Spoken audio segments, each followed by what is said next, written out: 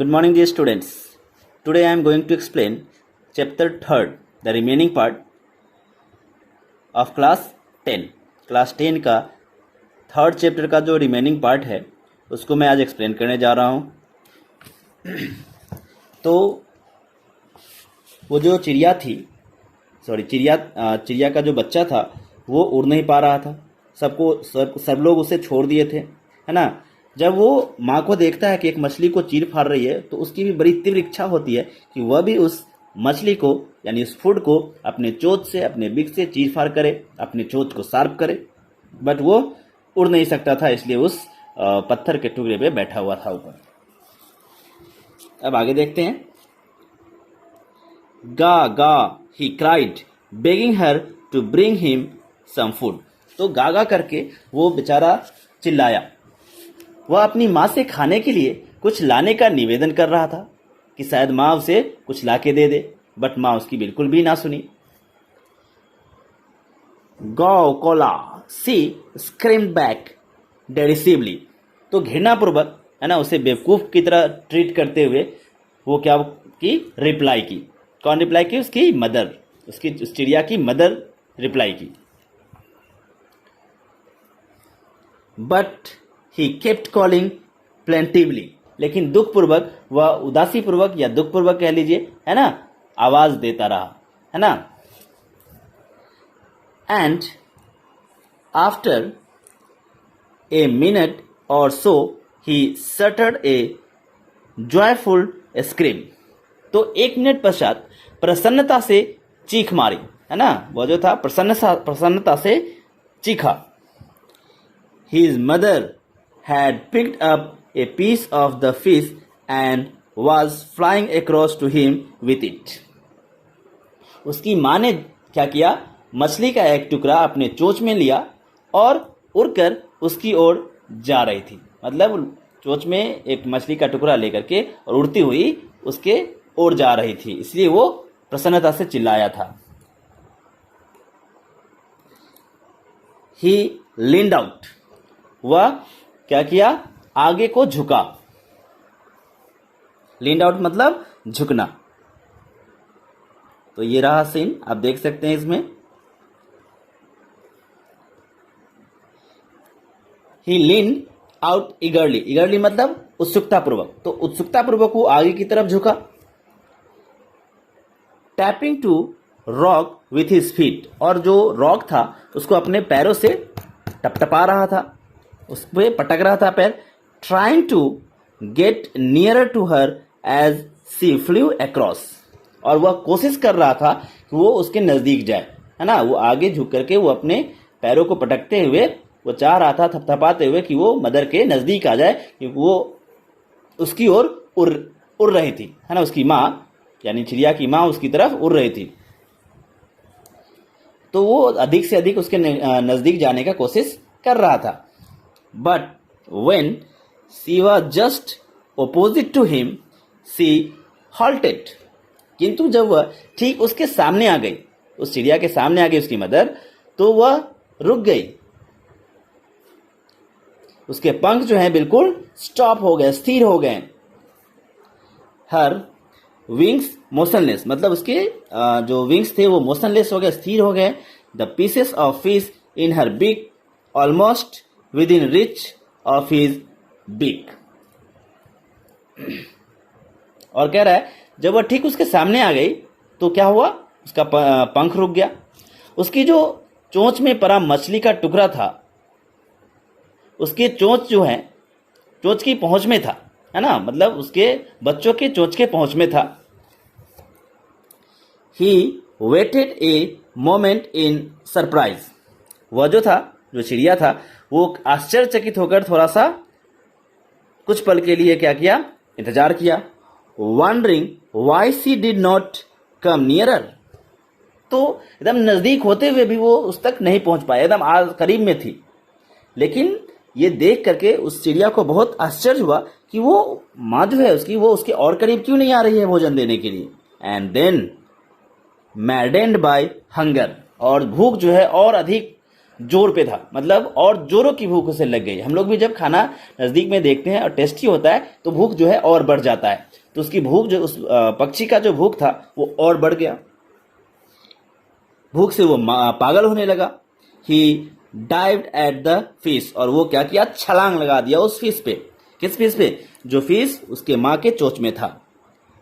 With A loud scream he fail outwards and downwards into space.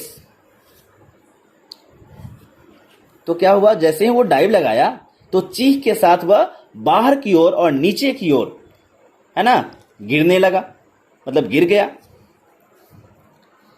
Then A monstrous terror seized him and his heart stood still। फिर उसके मन में क्या हुआ, एक भयानक डर समा गया। मॉन्स्ट्रस टेरर मतलब भयानक डर समा गया और उसके हृदय की धड़कन रुक गई। स्टूड स्टिल मतलब धड़कन रुक जाना। ही कुड हियर नथिंग, उसे कुछ भी सुनाई नहीं दिया। But it only lasted a minute, लेकिन यह जो है, ऐसा जो सिचुएशन था वो कुछ ही पल चला, ज्यादा पल नहीं चला। यानी वो डर जो था वो एक ही पल था उसके अंदर। The next moment he felt his wings spread outwards. तो कुछ ही क्षणों बाद उसने देखा कि उसके जो विंग्स हैं वो बाहर की तरफ स्प्रेड हो गए, फैल गए, है ना, ऐसा महसूस उसे हुआ। The wind rust against his breast, और हवा जो है उसकी छाती के परों से टकराने लगी। छाती का जो पर था उससे टकराने लगा, छाती का जो पंख था उससे टकराने लगा।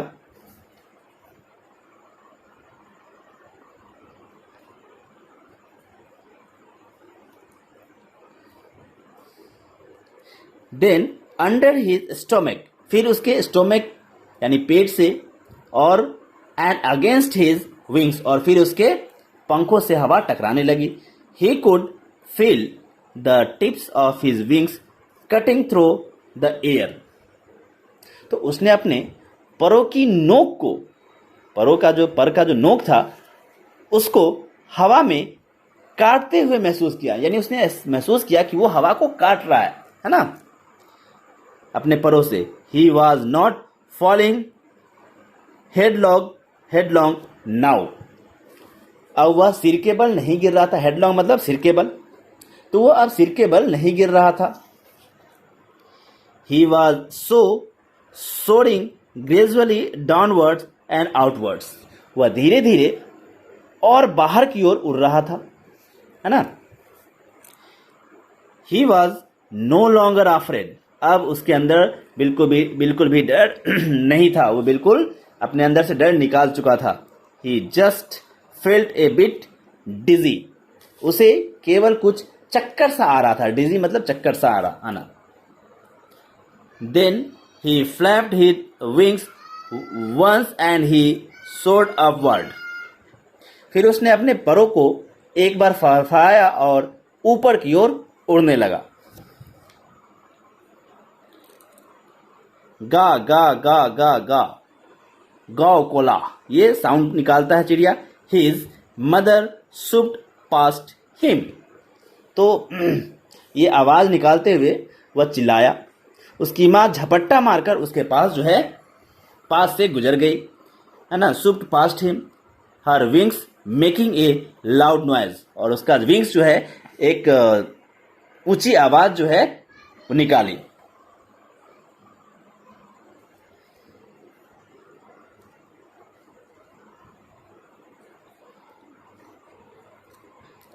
He answered her with another scream, तो उस चिड़िया के बच्चा ने आंसर दिया, क्या, एक और स्क्रीम करेगी, एक और आवाज निकाल के जो है उसके माँ के बातों को मतलब माँ के बातों का जवाब दिया। Then his father flew over him screaming, फिर उसका पिता चीख मारता, स्क्रीमिंग मतलब चीखना, यानी चीख मारता हुआ उसके ऊपर से उड़ा। किसके ऊपर से? उस अपने बच्चे के ऊपर से। He saw his two brothers and his sister flying around him, तब उसने देखा कि उसके दो ब्रदर्स और सिस्टर उसके चारों तरफ आसपास क्या कर रहे हैं, उड़ रहे हैं। Curveting and banking and soaring and diving, और क्या कर रहे थे, उसने अपने दोनों भाइयों तथा बहनों को अपने चारों ओर उड़ते हुए देखा और साथ में देखा कि वह घोड़े की तरह उछलते तथा करवट लेते ऊपर उड़ कर कभी डुबकी लगाकर, है ना, उड़ रहे थे। ये उसने देखा। Then he completely forgot that he had not always been able to fly. फिर वह इस बात को बिल्कुल भूल गया कि वह सदा ही उड़ने में असमर्थ रहा था। मतलब कभी ऐसा समय भी था कि उसे इतना डर लगता था उड़ने से और उसे लगता था कि वो शायद कभी उड़ नहीं पाएगा, इस बात को वो भूल गया। And commended himself to dive and soar and curve, shrinking shrilly. और गोता लगाने, ऊपर उड़ने और उछाले मारने में अपनी प्रशंसा करने लगा। वह कर्कश स्वर में चीखने भी लगा, यानी इतना जोर जोर से चीखने लगा कि उसका आवाज अब कर्कश सा हो गया, है ना। He was near the sea now, flying straight over it. अब वह कहाँ था, समुद्र के निकट था, उसके ऊपर सीधा उड़ रहा था। Facing straight out over the ocean, समुद्र के ऊपर सीधे समानांतर देख रहा था वो। He saw a vast green sea beneath him. कह रहा है कि उसने अपने नीचे क्या देख रहा था, एक विशाल हरा समुद्र देखा, है ना, with little ridges moving over it. और उसके ऊपर जो है क्या चल रहे थे, लहरियां चल रहे थे। And he turned his beak sideways and cawed amusedly. उसने अपनी चोंच इधर उधर क्या किया, घुमाया तथा प्रसन्नता से, है ना, amusedly मतलब प्रसन्नता से आवाज निकाली। वो चिड़िया प्रसन्न होकर के अपने मुंह से आवाज निकाला।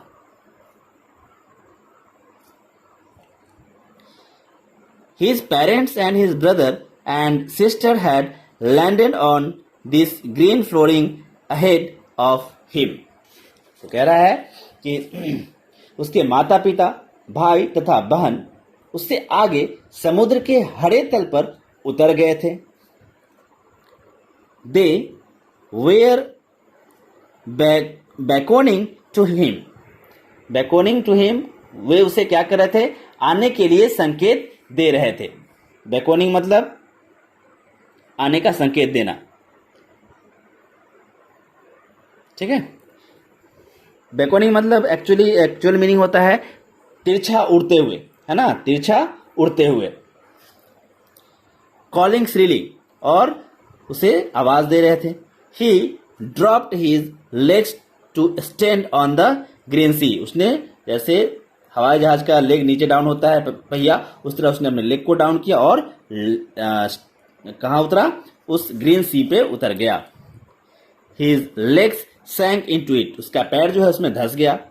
He screamed with fright and attempted to rise again. तो जैसे ही समुद्र पे उतरा उसका पैर उसमें धंसने लगा, इसलिए वो डर से फिर से क्या किया, चिल्लाया और अटेम्प्ट किया, कोशिश किया ऊपर फिर से उड़ने का, और फ्लैपिंग हिज विंग्स, उसने अपना पंख फरफराया। But he was tired and weak with hunger and could not rise,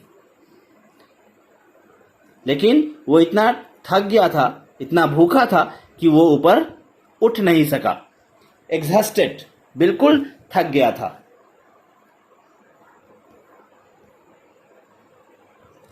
exhausted by the strange exercise, तो ये उसके लिए एक स्ट्रेंज एक्सरसाइज था, है ना, इस वजह से काफी थक के चूर हो गया था।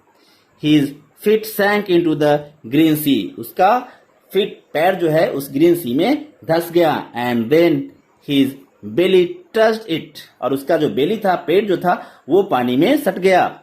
And he sank no farther, और जैसे ही उसका पेट उसमें सटा, उसके बाद वो अब नीचे नहीं धंस रहा था, उतना ही पे, क्योंकि बर्ड हल्का होता है, फीदर हल्का होता है, वो उतना ही पे जाके रुक गया, अब वो और नहीं धंस रहा था। He was floating on it, वो उस पर तैर रहा था।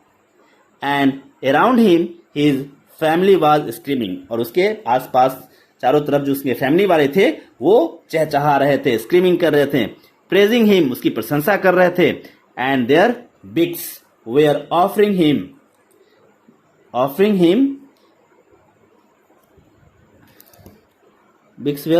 Him scraps of dog fish, और उस वे लोग उसको क्या ऑफर कर रहे थे,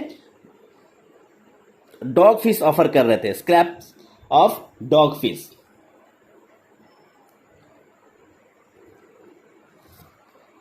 he had made his first flight, और उसने अपना पहला उड़ान भर लिया था। इस तरह से वो उड़ना सीखा।